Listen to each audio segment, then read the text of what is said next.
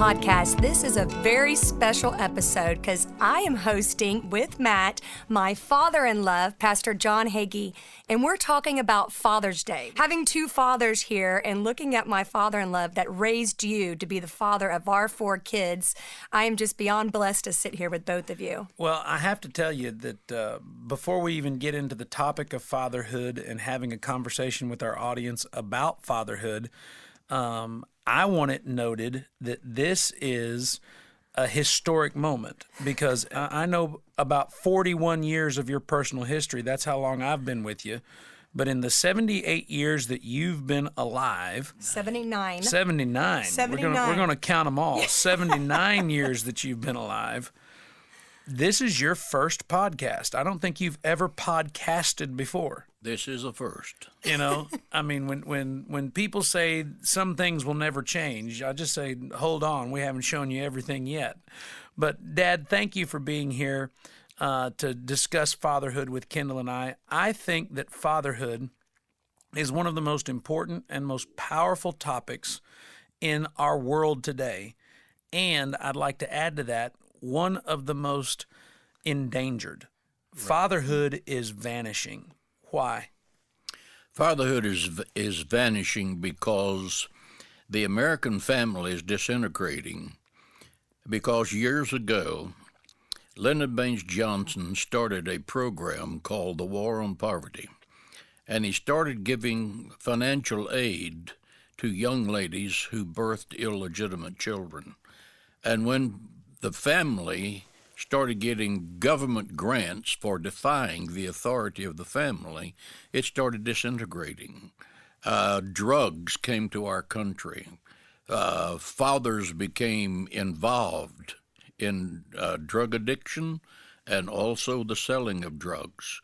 America began to morally become unraveled, and we had fatherless homes. Right now, the statistic is that 76% of children living in a home are not living with their mom and dad. Wow. This is the chaotic crisis of our country. And if we're going to rediscover righteousness in America, we have to rediscover the foundations of the family that began with the father and the mother. God places the responsibility of the family on the father. You fathers, provoke not your children, but train them up. And that Greek word train is gymnot, which we get gymnasium. Train them up in the fear of the Lord. That means you show them over and over, like a coach teaching a boy how to shoot a basketball or how to stand holding a bat and how to hit the ball as it comes across the plate. Show them over and over how to pray, how to go to church. You don't send them to church with their mother. You go to church with them. You become the principle of righteousness that they see. That is the salvation of America, when fathers began to become righteous and godly fathers. And you know, you mentioned Paul's writings to the New Testament church. That theme is even in the Old Testament with what Moses wrote in Deuteronomy after the Lord told him, fathers, show your children. Right. Show them as you sit at your table. Show them as you walk in the way. Train them up in these commandments. Behold, O Israel, the Lord our God is one, and you shall diligently show your children. From beginning to end, God has always looked for men who will train their children. And you know, with that being said, I think it's important to congratulate every man who is listening that is doing his biblical responsibility, because in all fairness, they are some of the most important people in the world today. You are the American hero. It's not the guy throwing the football for the NFL championship team. It's not the guy who is being celebrated as the greatest basketball player who ever dribbled a basketball. It's not the guy on Wall Street who's making $1 jillion that matters. It's the father. that slugs it out day after day, providing for his family, that makes time for his children, and lets those children know beyond any shadow of a doubt that he loves them, that there's nothing in the world he would not do for them, that they have his top priority time. If he has any situation, that he will postpone that situation to take care of the priority of the children, of the wife and the family. That's the American hero. That's the person that needs to be celebrated. Tragically, in our country, that's not the case right now. But I want to say to every child who's watching, every child who's living at home, if you have a father who loves your mother, who provides for you, you have the most wonderful treasure you'll ever have as a young person. So, to all of the American heroes who are listening to this podcast today, we want to say to you, Happy Father's Day. And, Kendall, you've had the opportunity to get to know Pastor Hagee as your father in love, as you say. Yes, and a papa of 13 grandchildren. He in your life has been a lot of the role of papa. Yes. Because, as our children, we've got them from 14 down to 6 now. Yes. 14 to 6. They've always had a very endearing relationship with their grandfather. I can give you personal testimony of what he was like as a father, because fathers and grandfathers are different animals. The house of yes when it comes with papa. Yeah, I grew up in a house of no unless I say otherwise. And my children have never walked into an environment less than what do you want next? So we call it the house of yes now that it's Papa Hagee's house. But Dad, when you were raising your 5 children, there's 3 P's that I want to point out. And the first P was you raised us on purpose. Mm-hmm. You did not allow life to dictate to us circumstances. As a father, you gave us direction and purpose, and we focused on that as kids. We didn't always stay absolutely focused. We were distracted. We had struggles. We were normal, rowdy, red-blooded American kids. But the thing that was so consistent for me as a child, and looking back now that I'm a father of my own 4 children, is that every day you instilled in us purpose. Where did that instinct, that paternal nature come from? And I know the impact of it, but where did it start for you?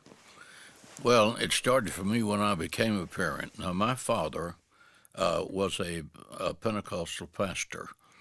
And my father did not spend time with me. He didn't spend time with his children, period.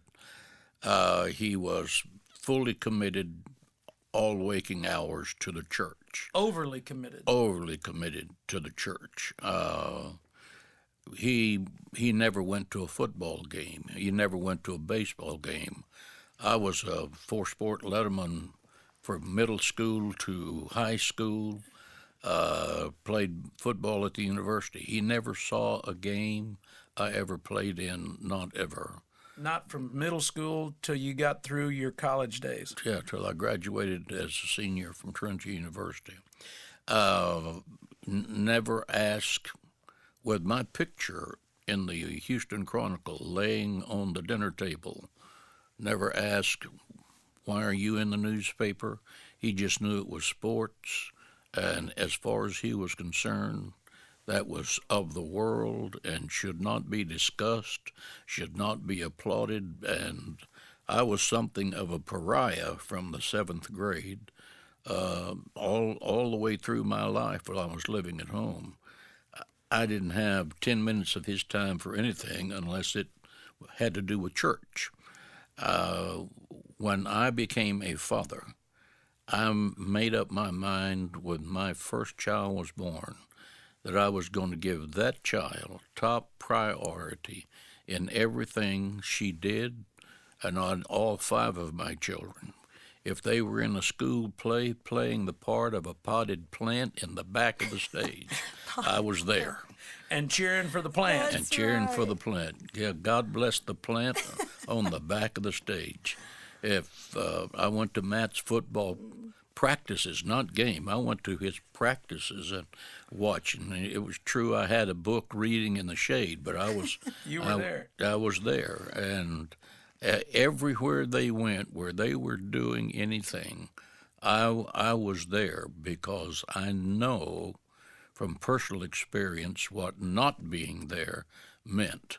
And I think that that's an important thing because, you know, if you were to speak to me about my father, I wouldn't be able to say, well, this is where he was lacking.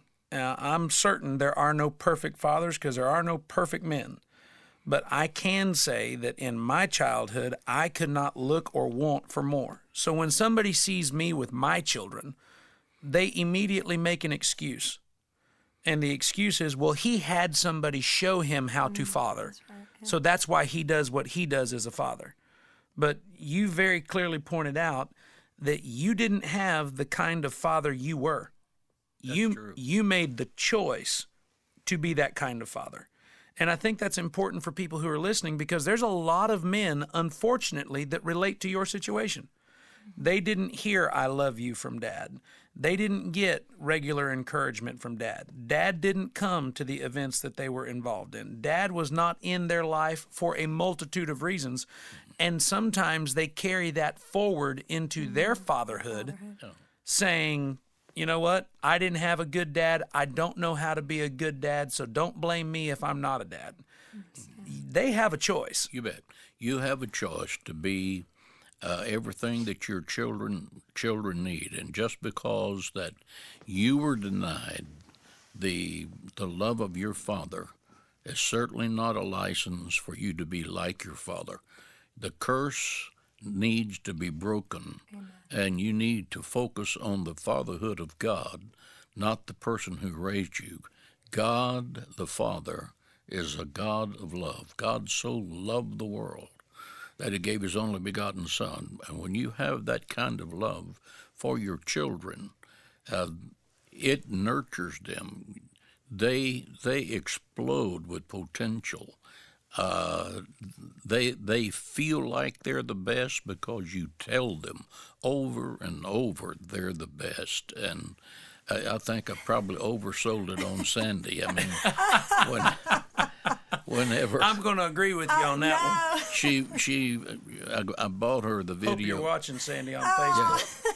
I bought her the video Orphan Annie, and It was a cassette tape back in the day about that thick. yeah, and she could sing that tape from front to back, but every time guests would come over to the house, she would, as soon as they were in the door, she'd clap her hands, say, "Come listen to me," and she'd get on the fireplace and start singing. Tomorrow, The sun will come out tomorrow. and if people didn't listen, she would just sing louder. She just sing louder. Yeah, I mean, and brother, she had a voice that knocked the paint off the Yeah, wall. the neighbors were sick of that song.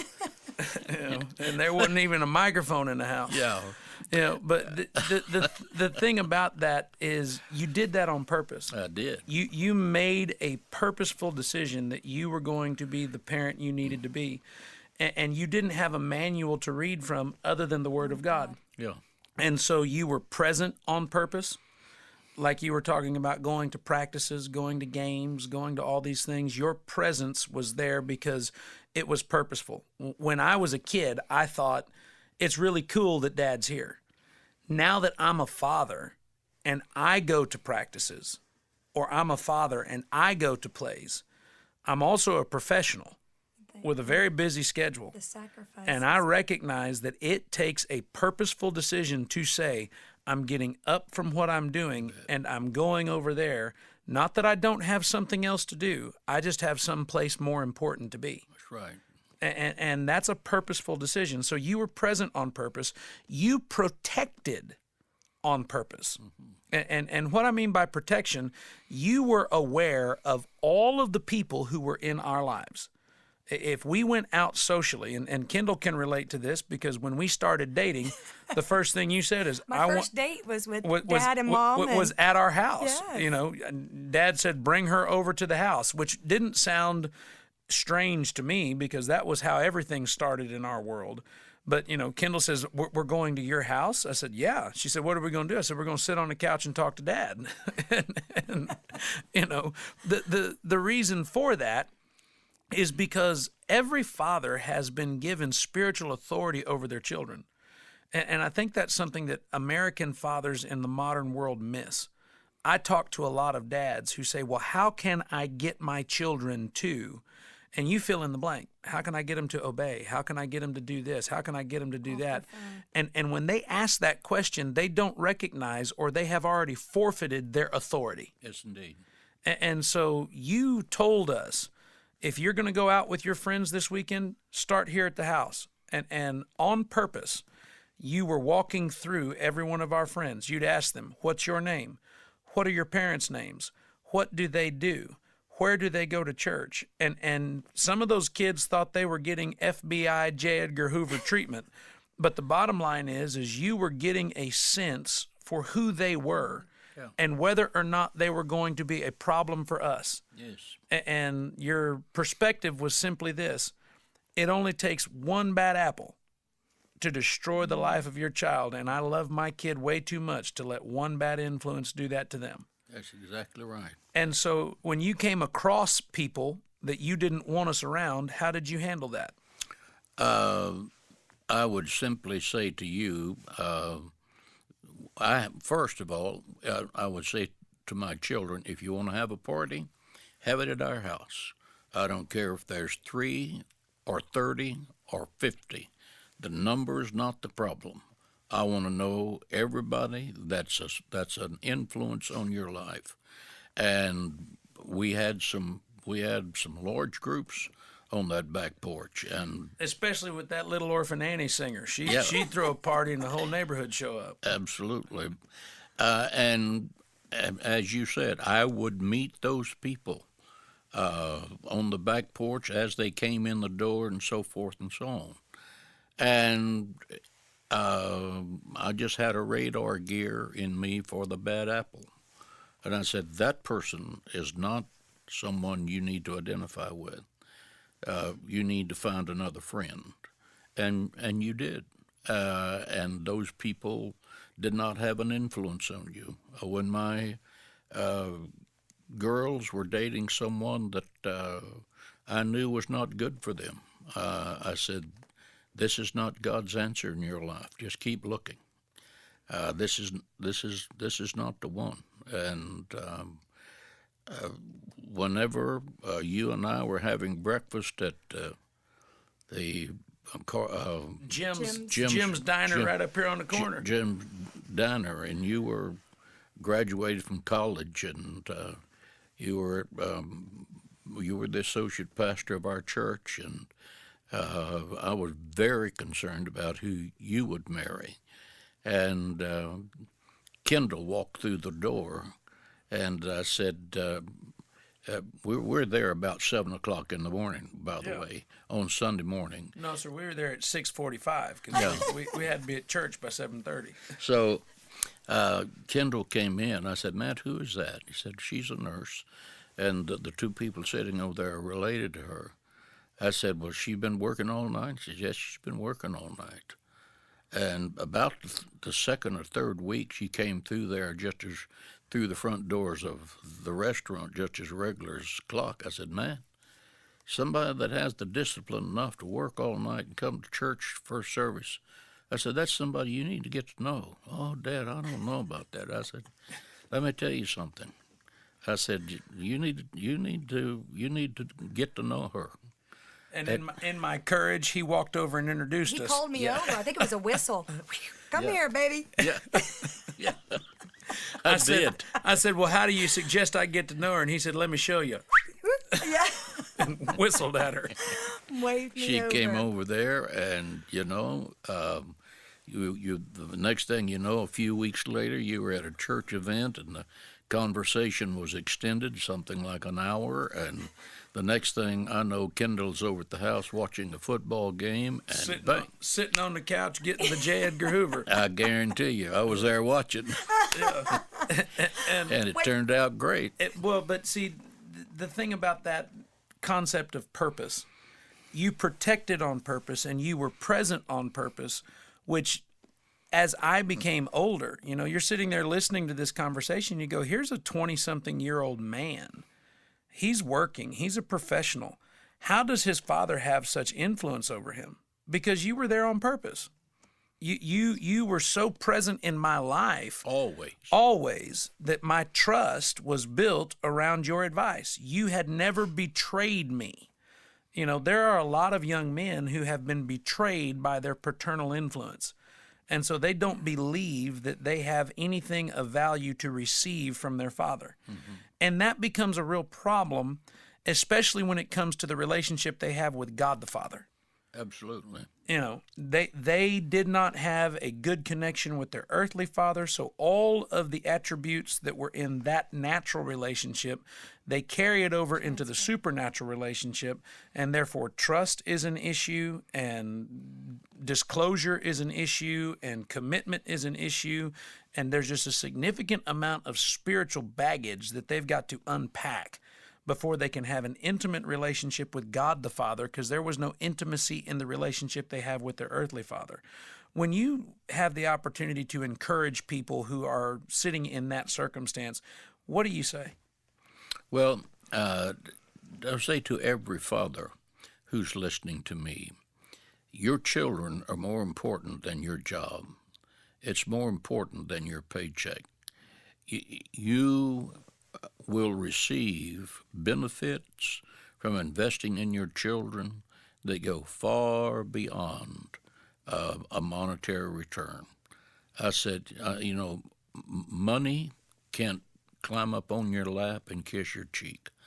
Money can't hug you at night and say, Daddy, I love you. Money can't come through the door and say, Dad, this is the girl I'm marrying. When our grandchildren get in one house, all 13 of them, and I mean just they're raising the roof. Yeah, it's a joyful sound to me. You couldn't hear a cannon go off because they'd drown it out. They are loud and rowdy, but they're all loving, gracious, wonderful children raised by righteous parents. It's like heaven on earth every time they get together. One of them or all of them. It is just a beautiful, wonderful, joyous occasion when that happens. And the last thing that you did on purpose, and it's not the last thing, but I mean, I could go on for a long time. You were present on purpose. You protected on purpose. The last point for our conversation, I should say, you persevered on purpose. Because it wasn't always easy.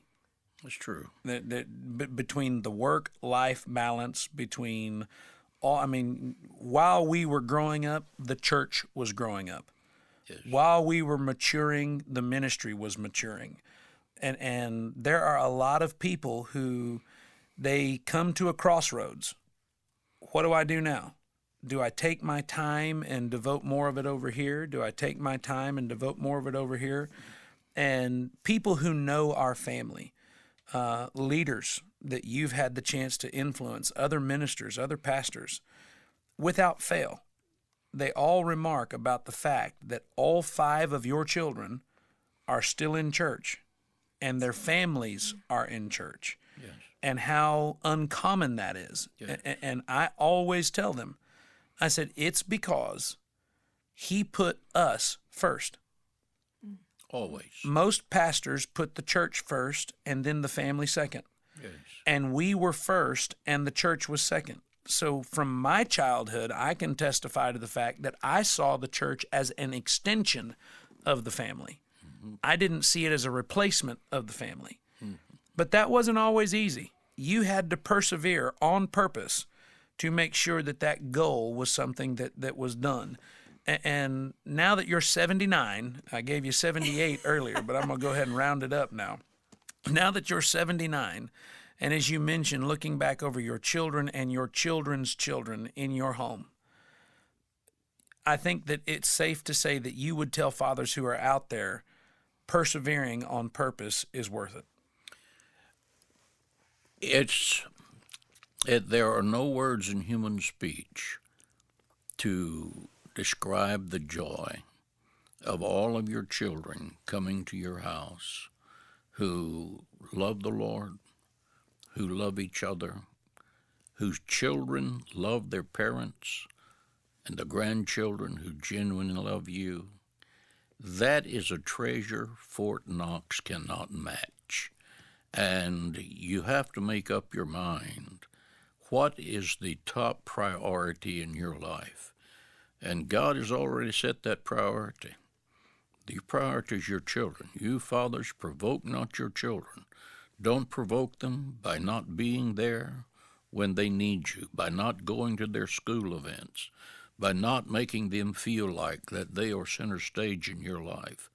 Don't provoke them by ignoring them when they have a problem. Help them solve the problem, whatever the problem.